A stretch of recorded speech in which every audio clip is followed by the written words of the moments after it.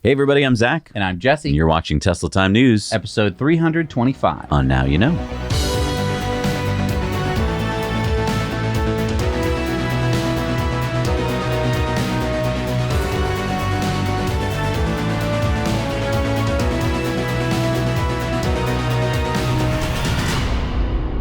We're brought to you by our amazing Patreon patrons. Help support us bring you independent news every week by heading over to patreon.com/nowyouknow.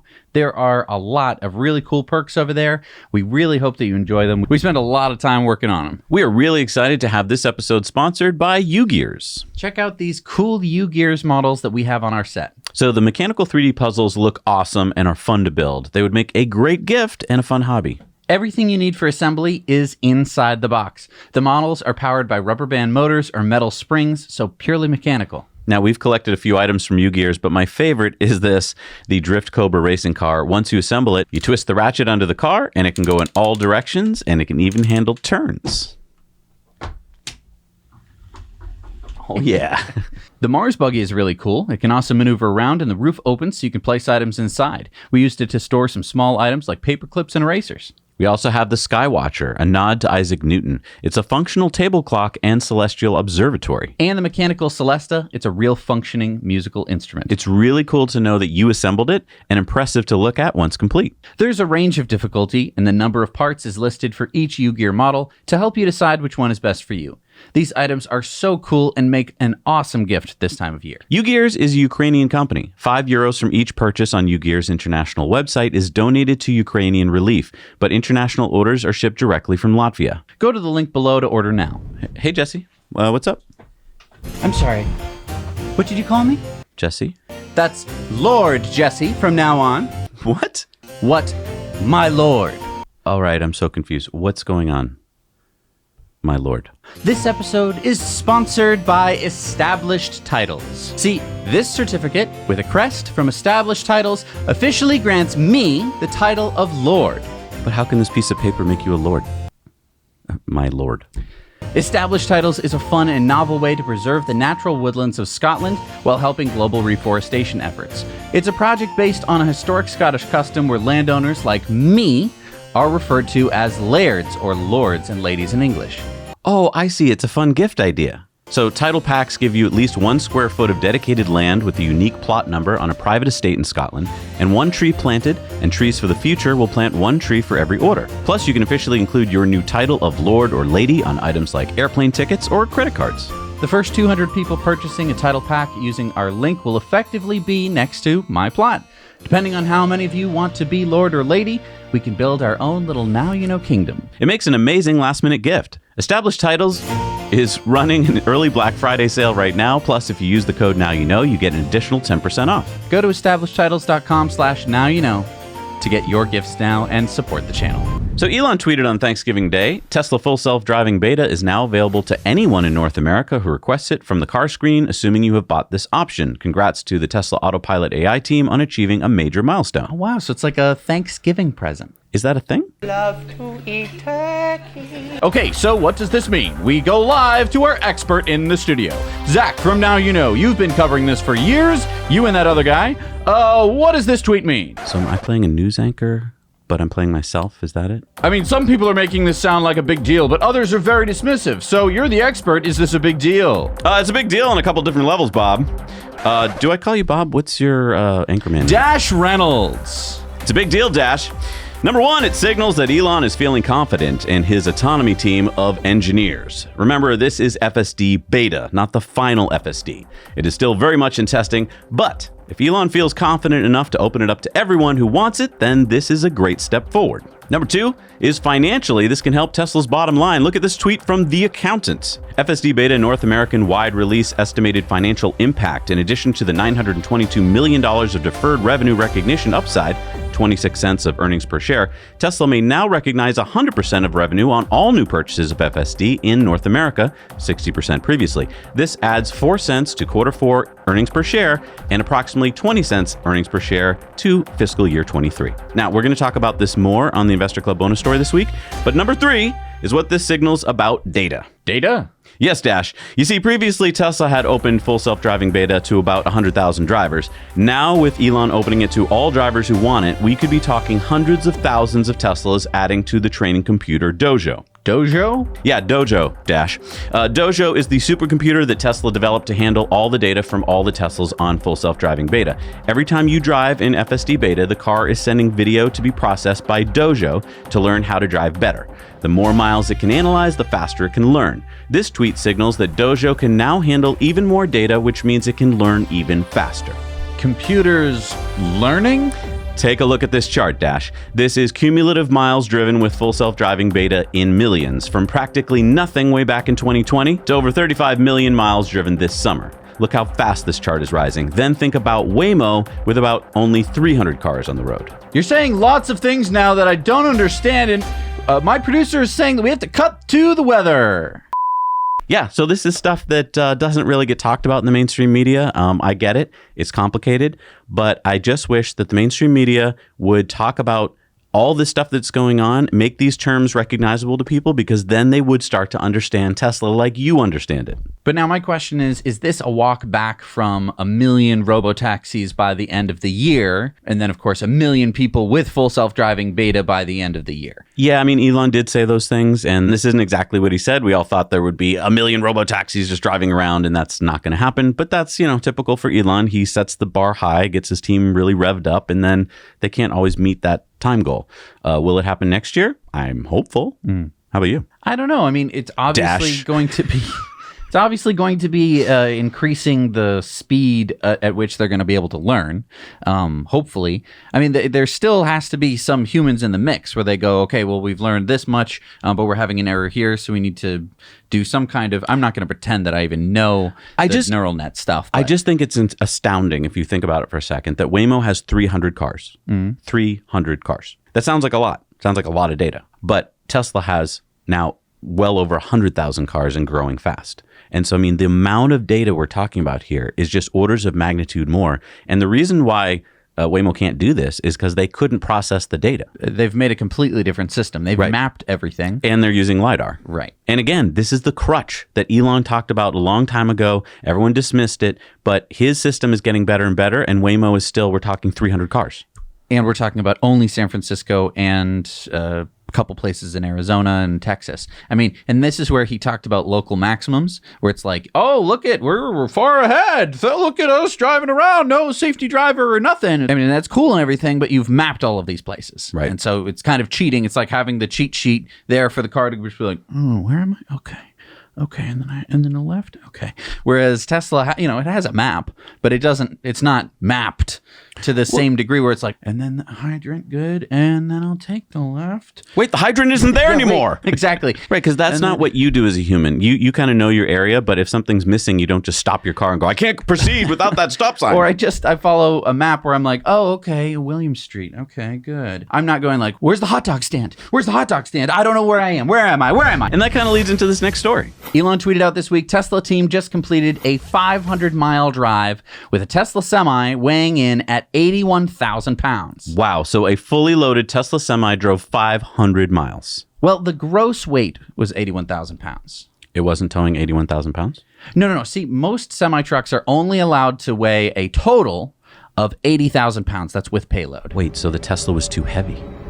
Well, is that the story here? No. The Consolidated Appropriations Act, which was signed in 2019, included a provision that allows, quote, natural gas and electric battery vehicles to carry an additional 2,000 pounds to account for the extra weight of their drivetrains. This means that the Tesla's Semi GVWR, or gross vehicle weight rating, is allowed to be up to 82,000 pounds. Wow. So even though its gross weight was 81,000 pounds, it's still pulling a full load? Well, a full load isn't like a standard thing. Okay. Now, most Class 8 semi-trucks weigh, on average, about 17,000 pounds all by themselves, just the truck, leaving only about 63,000 pounds for actual towing capacity, bringing the GVWR to 80,000 pounds.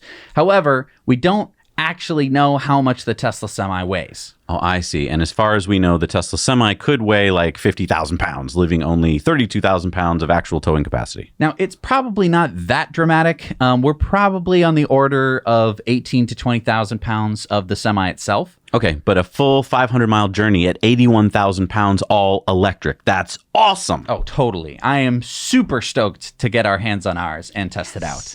I can't wait to test it out and get butts in seats. And you're not the only one. Elon was asked, I wonder what Bill Gates is saying about his comments in the past that Tesla semis will never happen. Tesla semi deliveries are happening next week. And Elon said he can drive it himself if he wants. Does Bill Gates have a CDL? I don't think that it matters. I think you take it to a private road and you can do whatever you want. This is what I was talking about. Bill Gates, one of the smartest men in the world, said this can never happen.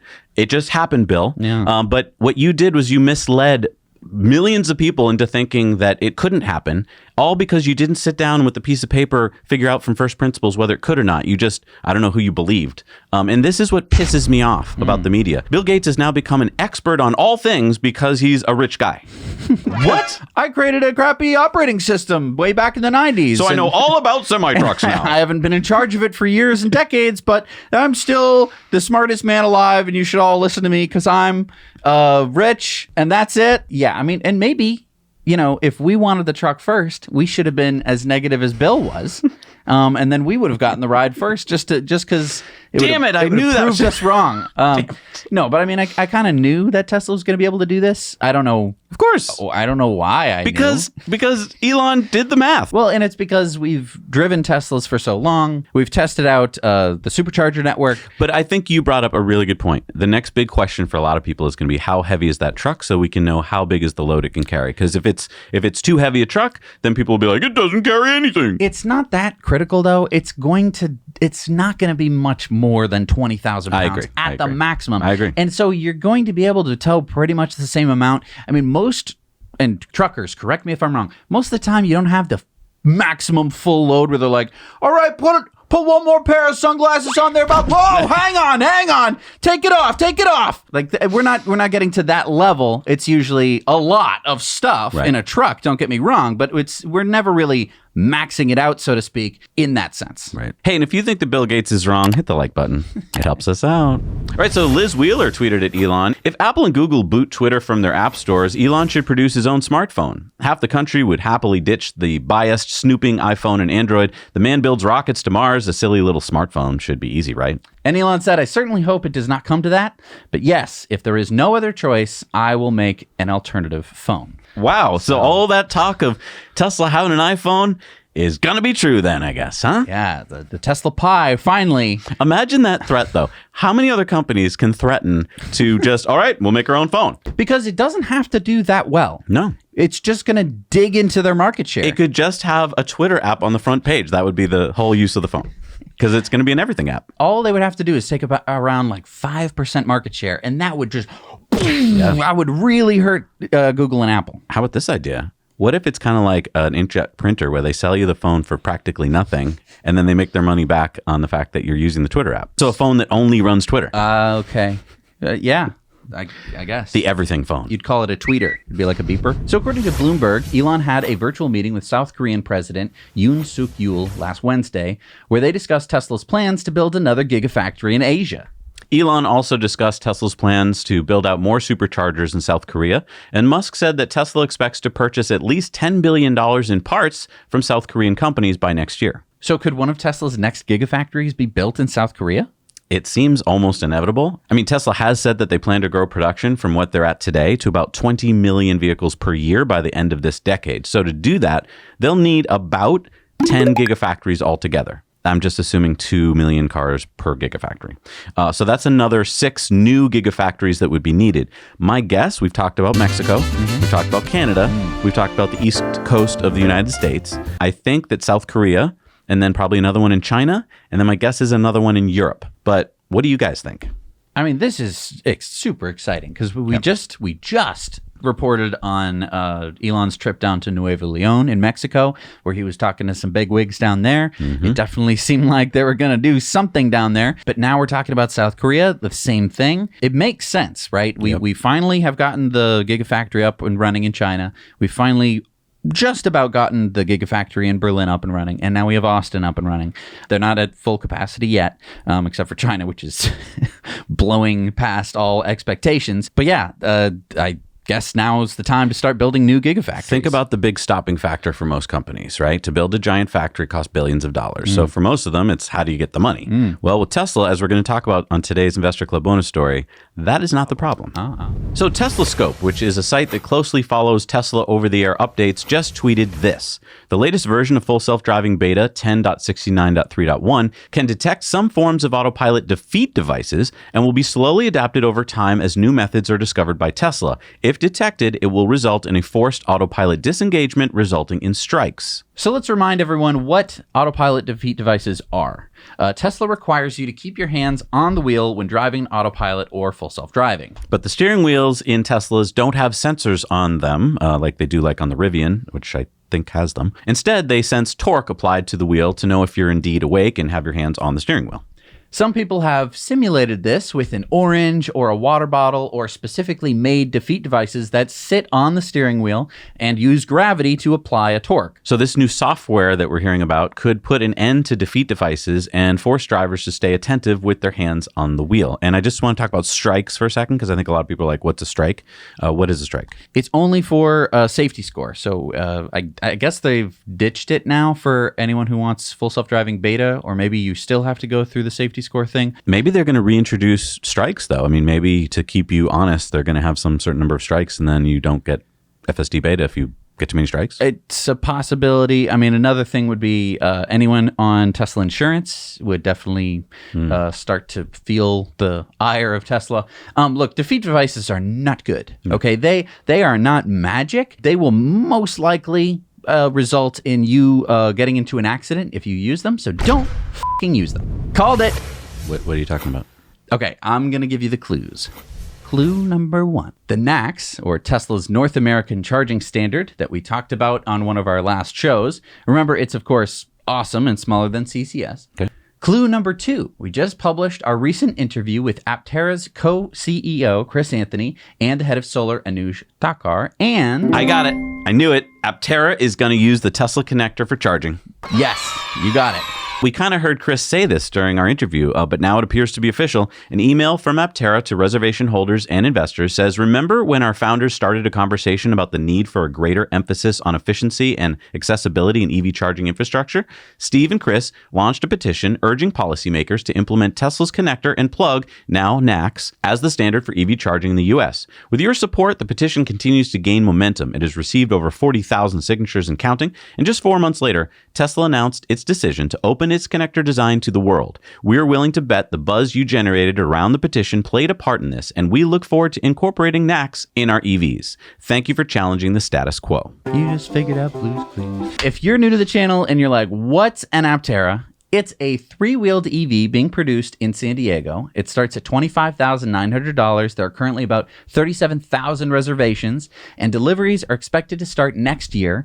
And we're going to be getting a bunch to show you as soon as possible. So if you want to reserve one, check our referral link in the show notes, and you'll save $30 on your deposit. Yeah, you'll only have to put down $70 to reserve your very own Aptera. Now, by the way, the long-range model is going to have 1,000 miles of range, and you can get them with solar all over the thing, and they're expecting to get about 40 miles a day of free range from the sun. Only 1,000 miles? Yeah. I'm so worried if I'll make it to my destination. I'm excited because once they start producing, they're going to be beating out Lucid for their highest range EV ever. And it's going to basically shut up everyone who ever has had an argument with, well, EVs need a big range. I can't deal with 300 miles. That's not enough for me. I drive a lot. I need like 1,000 miles of range, even though my truck only gets 400. And you know what I'm excited about? We should be able to do something that no one's probably ever been able to do before. What's that? Well, we're going to have the Tesla Semi, and if we have an Aptera, we should be able to do a cannonball and see which one makes it across the country faster, because both of them won't have to charge hardly at all. Or we could do a 2-stage cannonball, because the Aptera doesn't weigh hardly anything. So if it's being towed by the Tesla semi-truck, which can go 500 miles with a gross weight of 80,000 pounds, it can probably go a lot 1,000 further. or something. Yeah. If it could go 1,000 miles, and then the Aptera pulls out and goes, so we could go like 2,000 miles on one charge. I'm just saying. Wow. I bet I bet we could figure out a way to go even further because we could have a solar-powered trailer on the, What if we went from the Arctic to the Antarctic? No. We're going to stay in America. Why? Well, speaking of charging, we just learned that there's going to be an 88-stall supercharger installed. Whoa. Where? Quartzsite, Arizona. Okay. Wow. I haven't heard of that place before. You haven't heard of it? I mean, no. It already has a 36-stall supercharger. And they're going to put in an 88-stall supercharger? Yeah, right across the street. What's going on? I don't know. I thought about this a lot. First, I think we thought maybe like Burning Man, it was for that, but no, Burning Man's up in Nevada. Oh. Then we were like, maybe they're going to put in like a big mine. But we're like, why would you need all the superchargers for a mine? Then we thought like maybe there's going to be a gemstone convention. I really don't know. Well, if so you look at the map here. It's between LA and Phoenix. Right. So I'm assuming it's a route that a lot of people take. Oh, sure. It's on Route 10. It's a major highway. But my thing is like, it's 3.5 hours from LA. It's like 2 hours from Phoenix. And so I get it. It's a good middle point. But why wouldn't you put a bunch of superchargers kind of spread out like a bunch of 12 stalls? Why would you put an 88 stall next to a 36 stall? I mean, there is not a lot of places to stop. Somebody out there, you must know. We must be overlooking something obvious. Please let us know in the comments below what the heck is going on. Why would Tesla be putting in this supercharger at this location? Because I was thinking like maybe it's for robo-taxi, but it's too far away from Phoenix, and I don't think that like Quartzsite is going to be Tesla's testing ground for full self-driving robo-taxis. I mean, there's nothing in this town really. There's a Carl's Jr., there's a gem place, and a jerky place. Like, Right. I don't know why they're doing this. And also just energy. It takes a lot of power to run one of these. And like, I don't even think there's like a big grid substation nearby or anything. well, I mean, there is a lot of solar in the region. Yeah, and they are going to build 4 solar canopies here. But I just don't think that's going to be enough to power 88 superchargers. Here's my question. Even if you put like a 16 stall here, I don't think it would ever be full. Maybe on like Thanksgiving it would be. Even the pictures of the 36 stall that are there. I've never seen it full. None of the pictures show it being full. Right. Even close. Right. They don't even show it being half full. Right. Please comment down below what is going Somebody on knows. in Quartzsite. Maybe the town decided to pay for it? I don't know. In Starlink news, SpaceX announced last week that Starlink is now available all across Alaska and Canada. That's amazing. All of it? Yeah, light blue is available, medium blue is waitlist, and dark blue is coming soon. So you can see that all of Canada and Alaska, if you live there, you can get Starlink. What's waitlist? Now, waitlist means that Starlink service is available, but if you want Starlink, you're going to be put on a waitlist because there's already a lot of existing users in the area. Again, the problem that Starlink has is bandwidth. Servicing like New York City isn't really practical with Starlink because you only have like one satellite connection for millions of people in a certain area. It's really good out in the country where there's fewer people, and so it's able to split up that bandwidth more effectively. Also, they tweeted out, now also serving Finland, in addition to expanding coverage across all of Sweden and Norway. So our Nordic friends can now watch us via Starlink. That's right. Over 3,200 satellites, by the way. And again, these aren't wimpy download speeds. Finland, for instance, is expecting to get 50 to 200 megabits per second. Local media in Tanzania, Africa, is reporting that SpaceX has applied for a license with the Tanzania Communications Regulatory Authority to provide Starlink in the country.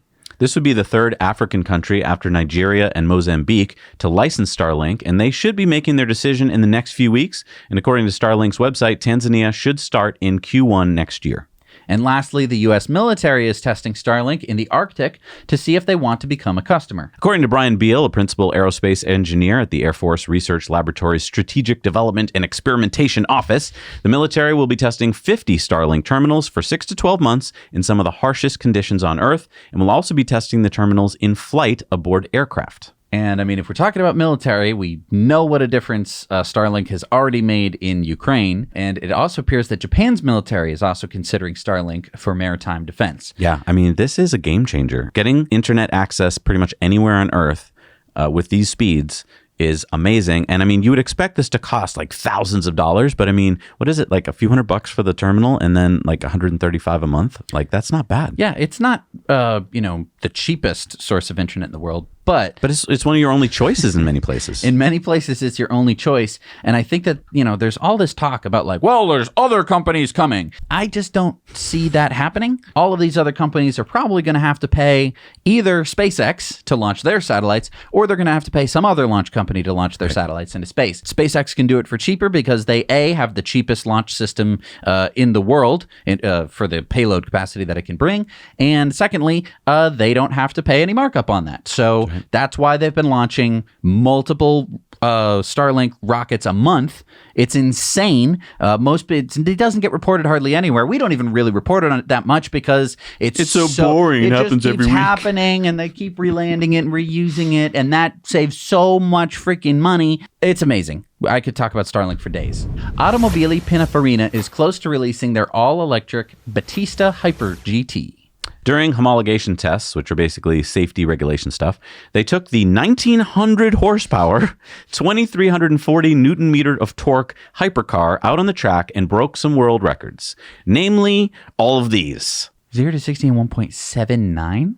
Did they put Velcro on the course? Like, how did they get the tires to grip that much? I don't know. Special tires. Now, top speed is only 217 miles an hour, 350 kilometers an hour.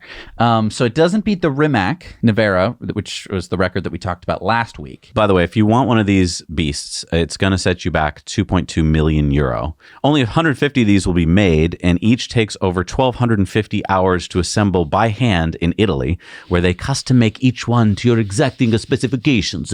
By the way, Pininfarina is now owned by the Indian company Mahindra. Interesting. It is funny how many of these companies have been changing hands over the past few years and how it's hard to keep track of. When Geely owns Volvo, which owns Polestar, it just begins to be a giant mess. Right. But most people completely ignore that and they say, well, Volvo and Polestar, those are Swedish companies. Right. And look, a lot of Swedish people work for them, right? But that doesn't mean that they're owned by Swedish or made there. They're made in China. Necessarily, it depends. But I mean, what a beast of a hypercar! Yeah, you got 2.2 million euros hanging around. And you might be saying, look, there's only 150 of these being made. I only care about how many posters they're going to sell of this thing because that is what I care about. I care about the posters hanging on people's walls, and they go, do you know how fast that thing is? And they're like, whoa, how fast? And they're like, you go that fast as the other thing. Guess what? It's electric. All I care about is that the electric gets slipped in there because then people go, oh, electric, fast, powerful, which they are. And then when they're thinking about buying a car, and I've said this a million times, they go, well, if the Battista is super fast and it's electric, well then sign me up for an EV. According to our friends over at the Cybertruck Owners Club, they have a Cybertruck reservation tracker, and they estimate the number of Cybertruck reservations now stands at over 1.6 million. That's over $123 billion in booked total revenue if and when Tesla makes all of them. Now, we are sponsored by Cybertruck Owners Club. They help make this show possible, and we should keep in mind that this reservation tracker is just extrapolating data. Yeah, it's not that every person with a reservation entered their data, but they have so many people, like over 37,000 who have entered their reservation data, that this tracker seems very accurate. And it's really cool to see what the breakdown is for things like trim reservations and full self-driving. Now, Tesla says they're on track for production of Cybertruck to start in mid-2023. 1.6 million. And I think unlike other reservations where people drop off, I feel like more people are going to be like, can I just add to that? Can I get a second or third one? I don't think that people are going to be getting second or third ones, but I think a lot of contractors are. It's true. But like fleets, Yeah. And I think that a lot of people are going to be like, once they start seeing them on the roads, a lot of people are going to get interested and be like, wait, what is this truck that I haven't heard of before? I am really excited about today's show. You know why? Why? Well, because we are building a team of video editors from around the world. And we'd like to have you potentially be one of them. So if you want to fill out, there's a quick Google form in the show notes below. And some of our new editors are even editing the show as we speak. Now, I don't think you're watching what they've edited yet. They're just learning to get the show together. But in a couple weeks, this should all be edited by a remote team of crack editors from around the world, and we do want you to be part of that. So if you're a video editor and you'd like to join the team, fill out the link below and you might be able to join the team. So check out this next story, Jesse. Wow. Vinfast moves fast. Vinfast is the Vietnamese EV maker. They have just shipped its first batch of 999 VF8s. Those are the all-electric SUVs, and they're shipping them to the U.S. aboard the cargo ship Silver Queen. They're expected to arrive in California on or about December 15th since leaving Haiphong, Vietnam last Friday. The VF8 is priced starting at $42,200 without the battery, which customers will subscribe to. Wait, so it's battery as a service? That's right, it's time to get your BAS on and subscribe. We got 2 BAS plans for you. You got your fixed plan for $169 a month, and you got your fixed plan for $169 a month. But you just said fixed plan twice, and they cost the same. That's right, those are your 2 choices. No. We reported a few months ago, VinFast was going to offer 2 different plans, a fixed plan, and it was $110 a month, and a cheaper, flexible plan for $39 a month. Right you are, sonny boy, you did report that, but VinFast decided to drop the cheap plan and raise the price of the fixed plan by $59. That's called your good old bait and switch. So let me get this straight. If I buy the VF8 for $42,200, I will also need to subscribe for another $169 a month to get the battery? Yes, indeedy. But if you already reserved, then you get the old lower price according to VinFast. Oh, okay. So you got to act fast.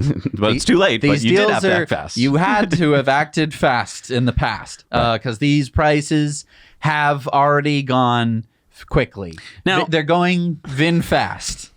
Now, the thing is, I don't think you qualify here in the U.S. for any of the federal tax incentives on this, because even though the price is below the $80,000 threshold, they're not made in the U.S., so I don't think any of those apply. What I would love it if you're one of the new owners of one of these VinFasts to send us some photos and video, and also tell us, like, were you able to get any credits? Yeah, I'm excited that we have a new EV. Oh, and also tell us which plan you signed up for.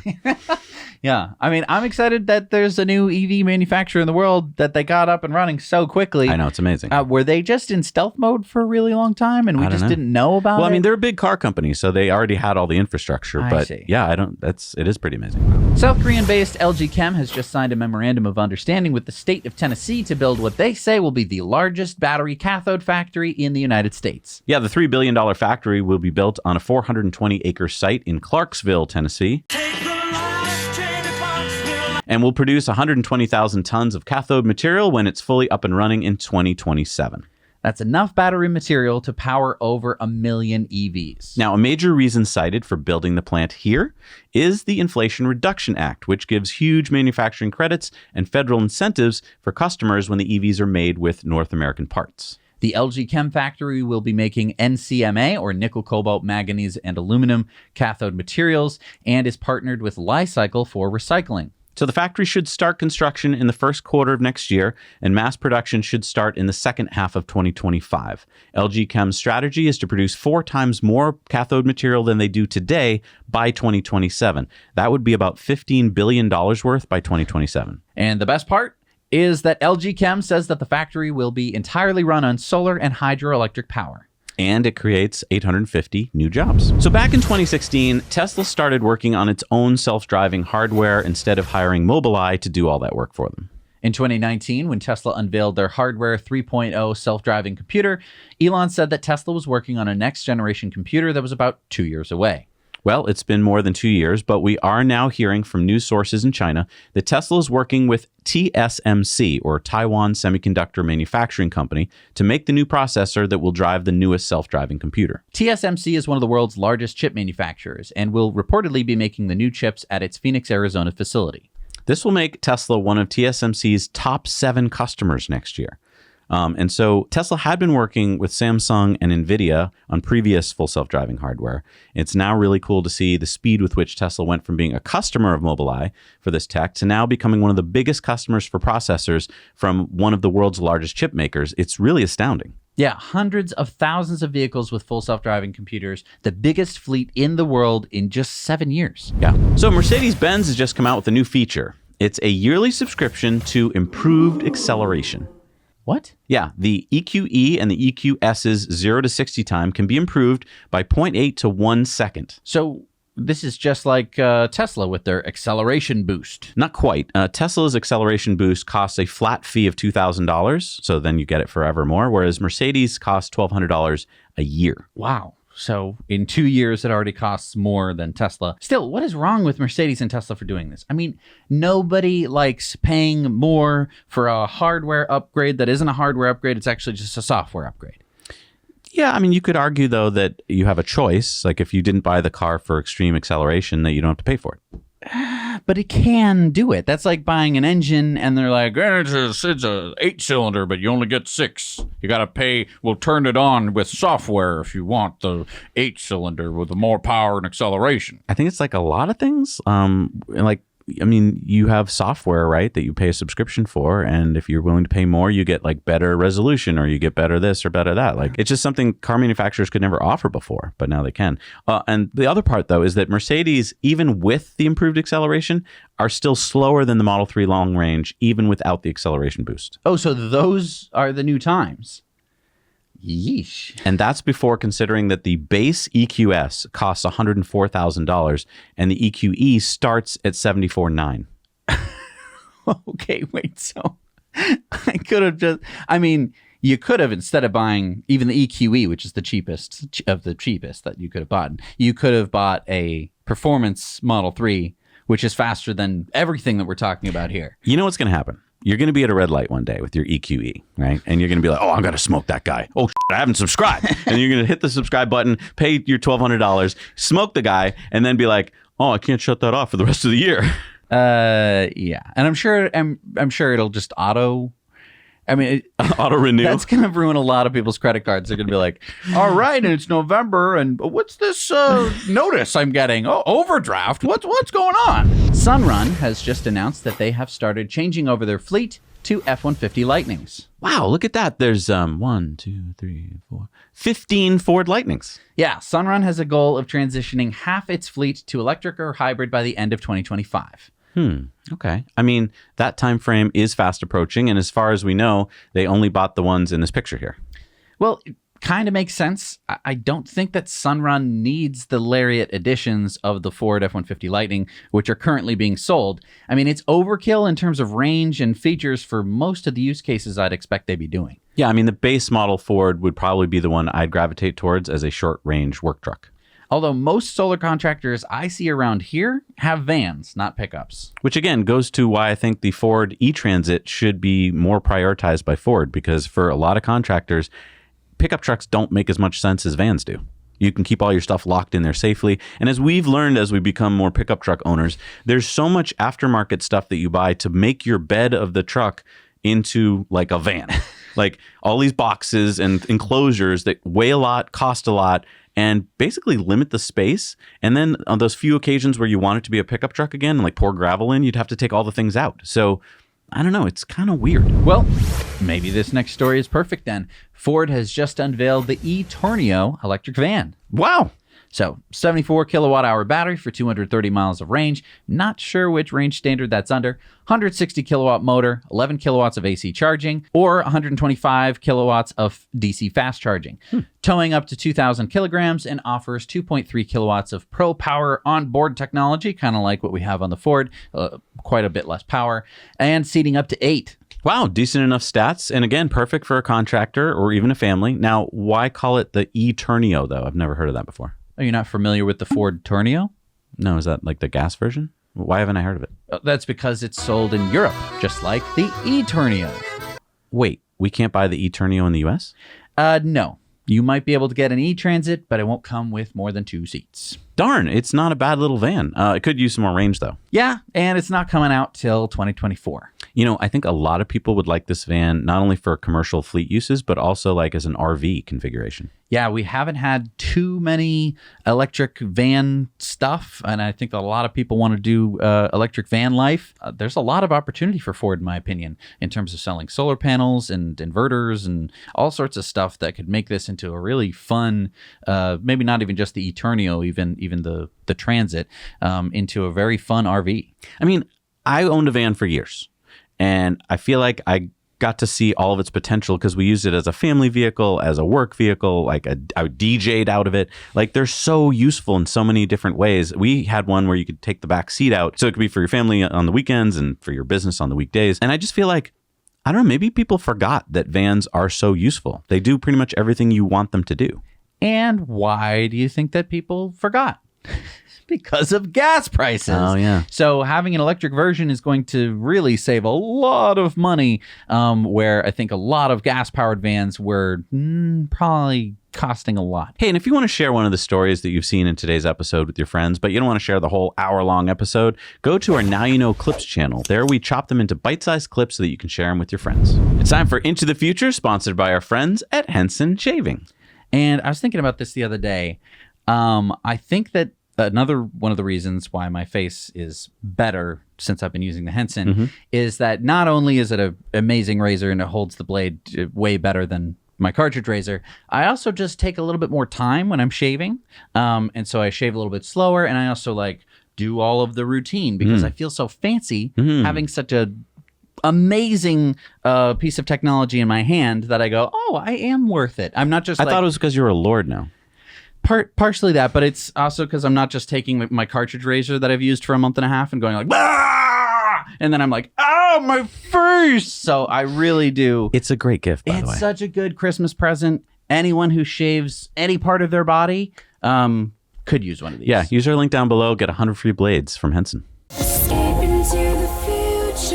Europe's biggest battery project is now online. Developed by Harmony Energy, the Pillswood Battery project near Hull in East Yorkshire in the UK can store 196 megawatt hours. That's enough electricity to power 300,000 homes. Now, you may be wondering, why locate the project here? Well, if you're about to have the world's largest offshore wind project, the Dogger Bank Wind Farm, the first phase of which is coming online next summer, you'll want some batteries to go along with it to even out the ups and downs. So each of the 3 phases of the Dogger Bank wind project will bring 1.2 gigawatts of wind online. When all 3.6 gigawatts are online, that'll be enough to power, get this, 6 million homes.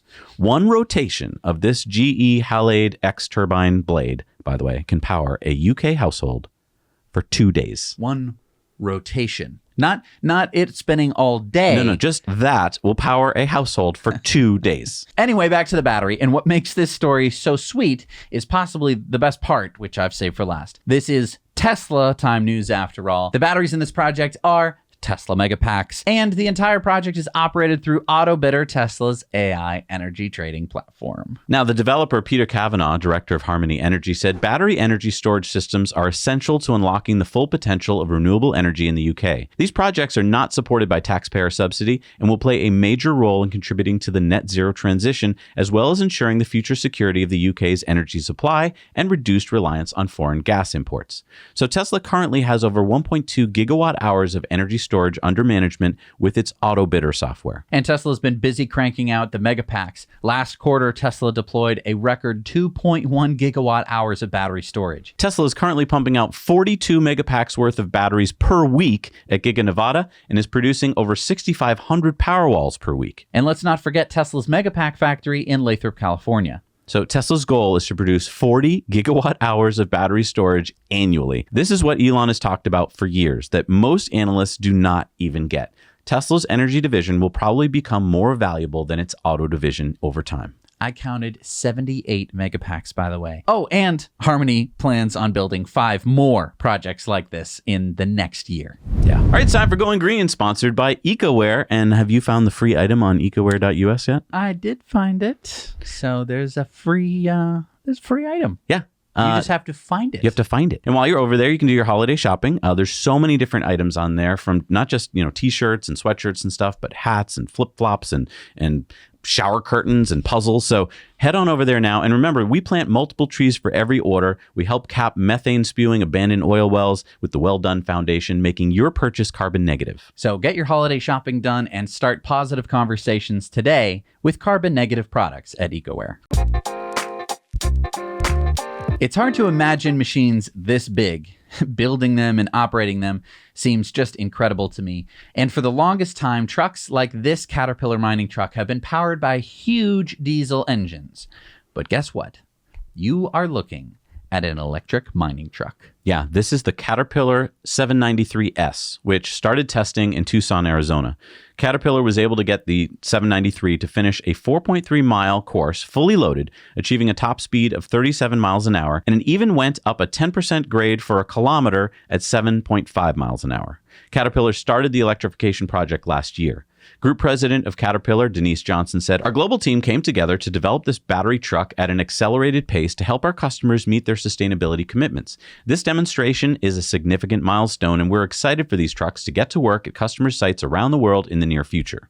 And, it even has regen, so it can get power back when it's going downhill without wearing out the brakes. Which also means that if you're mining above where you're bringing the stuff down to, you never need to charge it, because it's going up with less weight, and then it comes down with more. So it's perpetual motion. Well, no, because you're bringing stuff down, but it doesn't break the laws of physics. Just some incredible stats here, by the way. The truck is over 42 feet long, over 21 feet high. It weighs about 351,000 pounds or 175 tons, and it can carry 256 tons. That means when it's fully loaded, it can weigh up to 846,000 pounds or 423 tons. Now, the diesel version has a 2,337 horsepower engine, and it carries 1,150 gallons of fuel. Caterpillar's entered into an agreement with the mining giant Rio Tinto to deploy 35 of these trucks at their iron ore mine in Pilbara, Western Australia. Now, we don't know much about the specs yet, no battery size or motor size announced, but it's got to be probably in the 2,000 horsepower ballpark. For context, our Rivian R1T pickup has 835 horsepower. So 2.5 Rivian powertrains could do the trick. And I've got to imagine that the battery is at least a couple hundred kilowatt hours. Yeah, I mean, mines are looking to clean up their image, and this is the perfect machine to help them with that. Because as we all know, whenever you see a mine, all you talk about, right, is how awful they are for the planet. And look, they're not great for the planet. It wasn't necessarily just the diesel. Right. That was the awful part for the planet. But, burning 1,100 gallons of diesel fuel isn't really that great to live next to. I can't even imagine a fuel tank that big. It's like a swimming pool. All right, it's time for Sunspots. Offshore wind is going to keep growing. Mark my words. And if you live in France, congratulations. France just went online with its first offshore wind project. 80 wind turbines producing 480 megawatts of electricity. The Saint-Nazaire offshore wind farm is producing enough power for 700,000 people annually. That's 20% of the Loire-Atlantique's annual electricity consumption. Now, the French government has the goal of generating 32% of its energy from renewables by 2030. Currently, they get about 20% from renewables. So, I mean, this is a story that you're going to hear over and over again. Countries are now putting more and more offshore wind. The biggest drawback, I think, to it was batteries.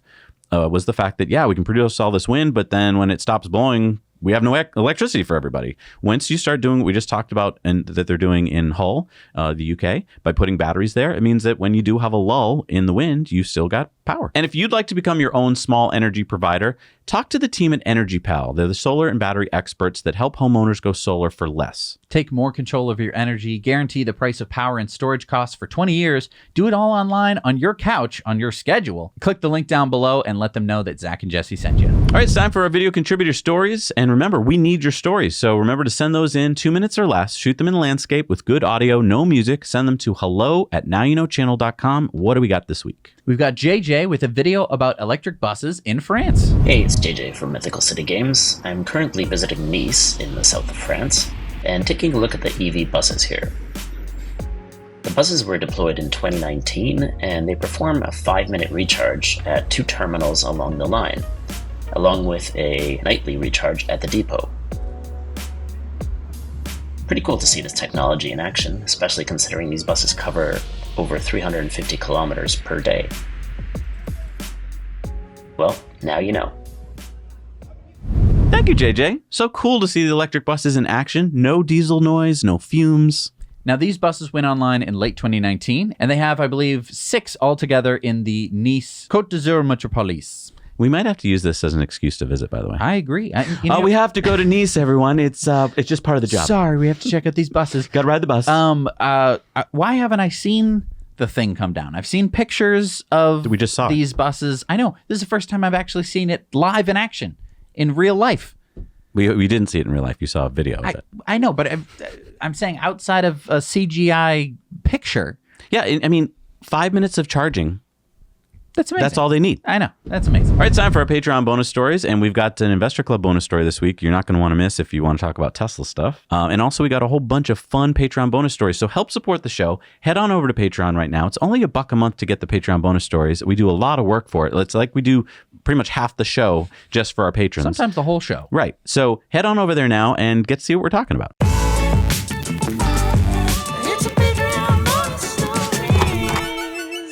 All right, we're back from the Patreon bonus stories. It's time for the shout outs. These are the people that help support us at $5 or more a month. They're super important to the channel, and they get their names in the end credits at the end of the show. Who do we got, Jess? We've got Kevin R. Duffy Sr., Vic Lugo, John Quintana, Victor Vic, and Michael Mordaunt. Thank you so much for supporting us. We can't do this show without you. Now, we did a poll, and if you want to be able to make your voices heard on our Patreon polls every week, well, then join us over on Patreon and help support this show and get some cool perks. Now, what did our Patreon say? Oh, what was the poll, by the way? And remember, they're almost always right. Do you think that one of Tesla's next gigafactories will be in South Korea? Ooh, answer is no.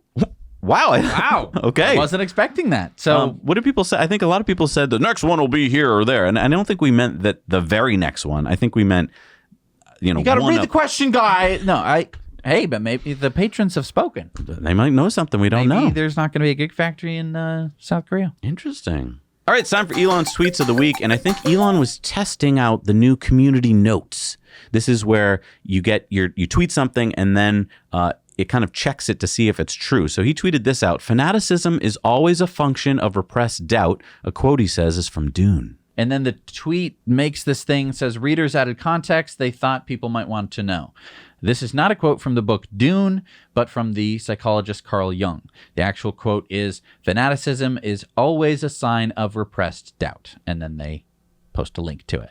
I love this. I think it's really cool because, on the internet, there's so many quotes that are like, Albert Einstein said this. And it's like, maybe he didn't. So I think it's great that at least we're getting some factual stuff. And I do think this was Elon checking that. But maybe I'm wrong. Maybe he thought it was from Dune. Elon said, hope all the judgy hall monitors stay on other platforms. Please, I'm begging you. Experience what you get when you didn't get what you wanted. Igor. I don't know who Igor is. Where's the community notes for this one? I know, right? Come on, Twitter. Starlink now works for high latitudes. And of course, we talked about this. Alaska and Canada just got it. The tactics of mistake. And he's talking about holding off the relaunch of Blue Verified until there's high confidence of stopping impersonation. We'll probably use different color check for organizations than individuals. So everyone was talking about in the media how he screwed up. He was going to do blue check and then he had to call it back. And that's kind of what I like about Elon. He tries things. If it doesn't work, he tries again. And he allows himself to make mistakes. It's not the worst mistake in the world. It's just Twitter. You know what I mean? Like, yeah. I really hate to say this. Like, I know that people care about Twitter. I don't. I never use it. So I guess it's easy for me to say. But we do use it. We're using it now. I just read what Elon has to say. Elon said Twitter added 1.6 million daily active users this past week, another all-time high. So kind of weird that the media keeps saying that Twitter's dying. Twitter's dying! And in fact, it's growing. Wasn't Twitter supposed to die by now or something? Maybe we've gone to heaven or hell and didn't know it.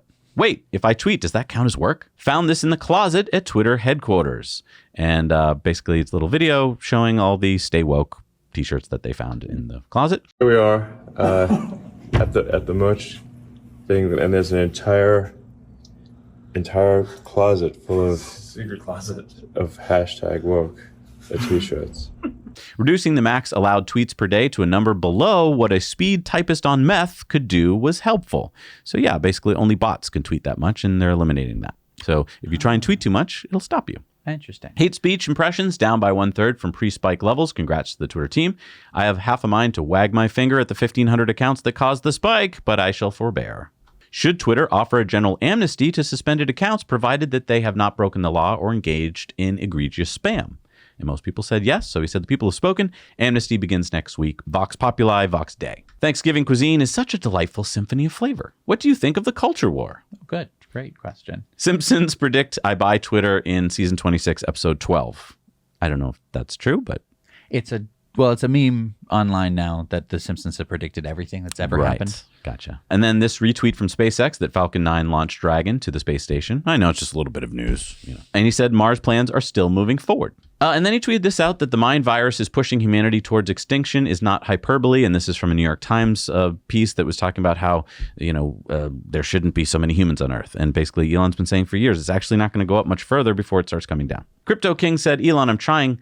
It won't let me, and I'm verified. Need to edit one character I can't spell. Elon said, sorry for the delay. We're tentatively launching Verified on Friday next week. Gold check for companies, gray check for governments, blues for individuals, celebrity or not, and all verified accounts will be manually authenticated before check activates. Painful, but necessary. Oh my God, they have to manually do it? I don't know how it's going to work. In the past, blue check mark has been this hoity-toity thing, and we couldn't even get it. No, we couldn't get it. Obviously, we couldn't get it. Who do we think we are?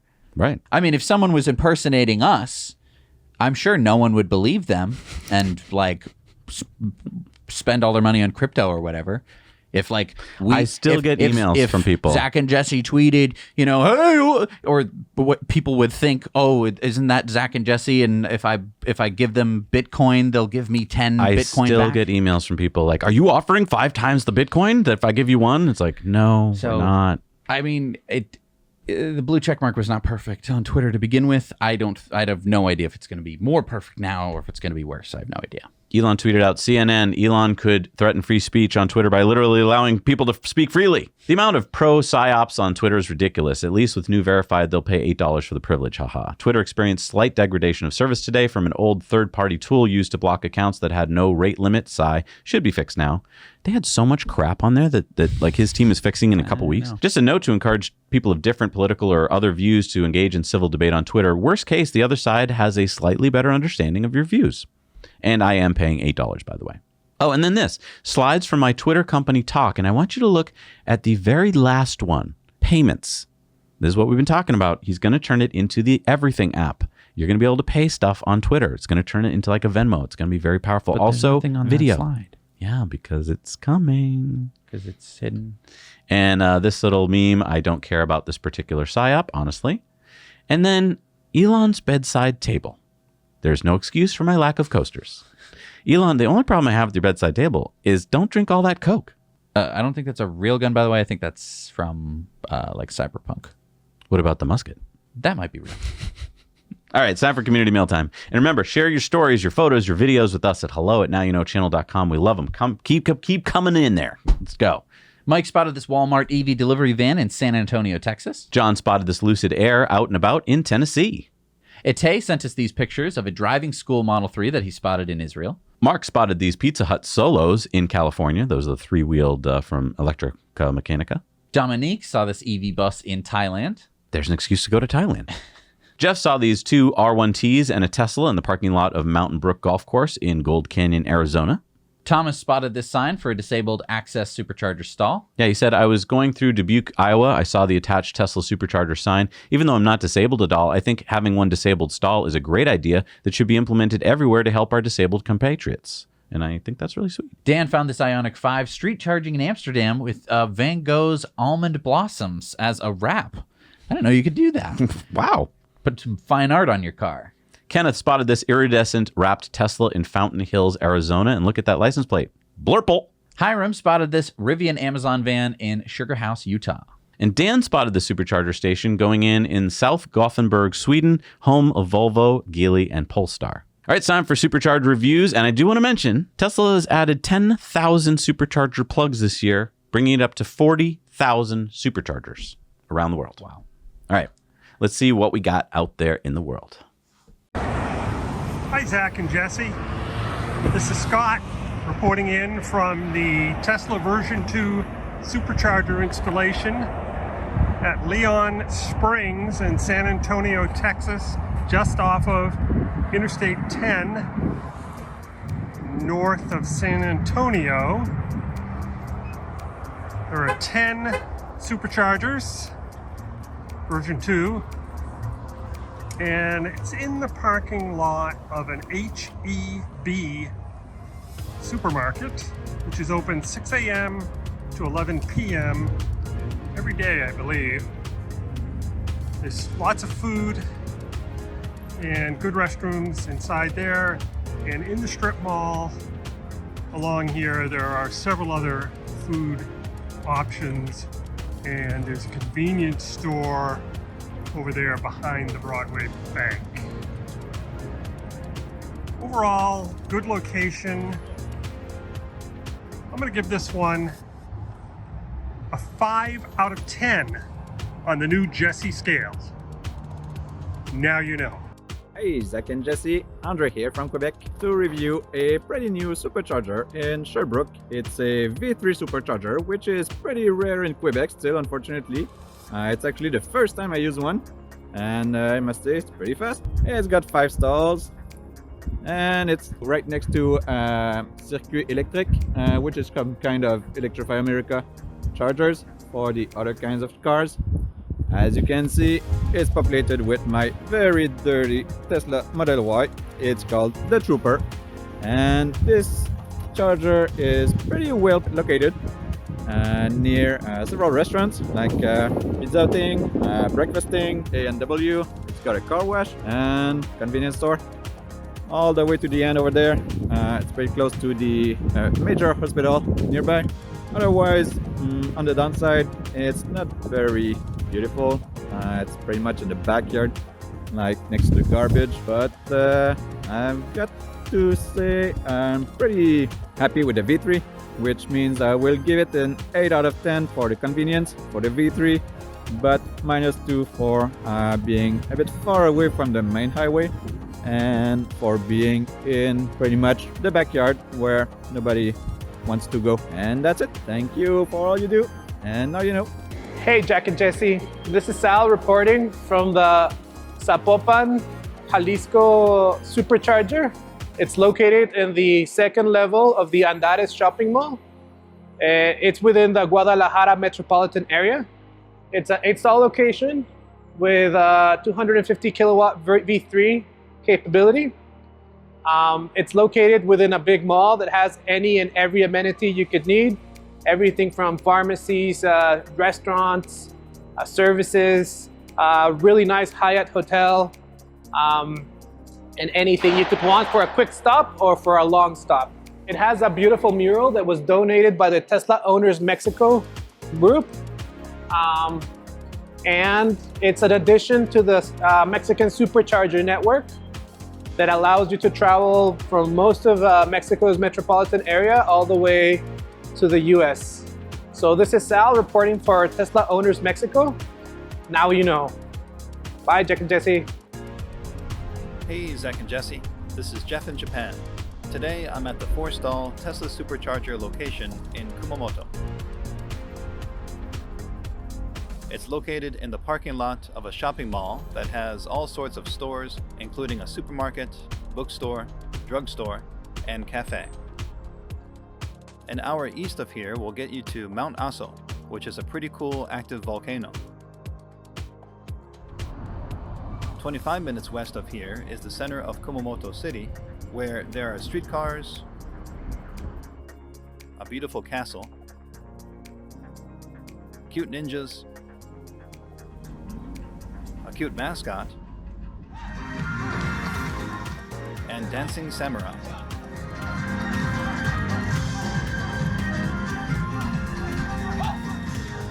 Since this supercharger location is right in a shopping mall parking lot with plenty of stores and bathrooms, I'll give it a 10 out of 10. Now you know. Thank you so much for doing Supercharger reviews.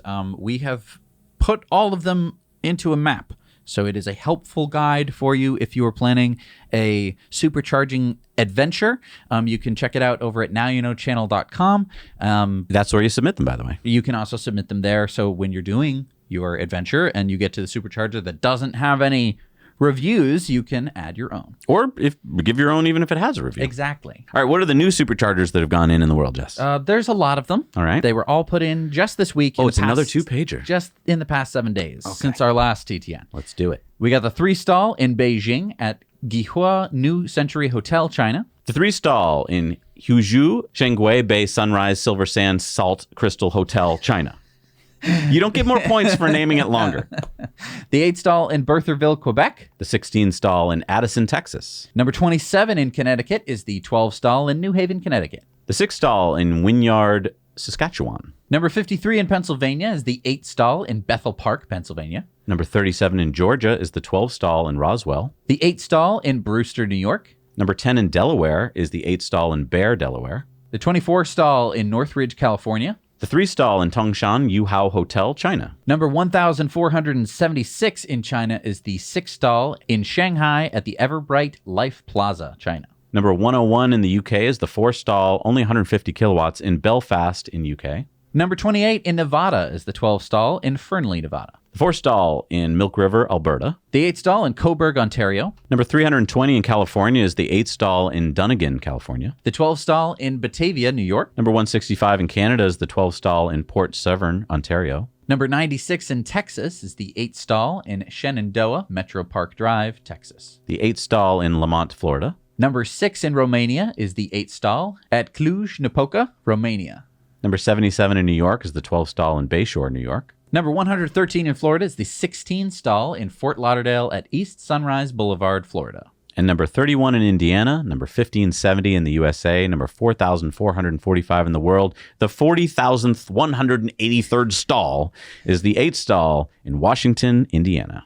Wow. Oh my goodness, we got through the show. Woo! Thank you guys for helping us get through the show, and thank you for watching to the end. Thank you for being part of this awesome community. I mean, so much of the show is community driven. So many of the stories that we hear about are from you, and so that's why I think this makes the show so great. We're not just getting the media from just whatever you get in your Google feed. Press release. Exactly. Here's a press release for you. This is amazing. From all over the world, and it's all because of you. So if you haven't, first of all, subscribed yet, please just hit the button. It doesn't cost anything. And if you haven't liked the video yet, please like it. It helps share it with more people. And if you're thinking about joining our Patreon, just pull the trigger. It's $1 a month for all of our Patreon bonus stories. I think you're really going to enjoy them. And there's a lot more over there you can check out too. And you know what I think is really cool? We have done, this is our 325th Tesla Time News consecutively in a row.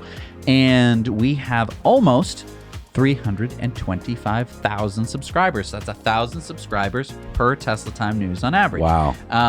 And if you haven't subscribed, well, you can help us catch up to our quota. Is that how it works? Yes. So if you haven't subscribed, please subscribe. Turn on the notification bell so that way you don't miss any of our content. I mean, YouTube has been a real lately. It's just not sharing our videos with as many people. I don't know what's going on with the algorithm. We're working just as hard, but if YouTube doesn't help us, you have to help us by hitting the like button. It really does make a difference. It tells the algorithm that, oh, we should share this. So please just hit the like button. And I know that so many of you have already hit the like button, and I really, really appreciate it. You guys really help out this channel. And again, I want to thank our amazing Patreon patrons. We'll see you next week. Now you know.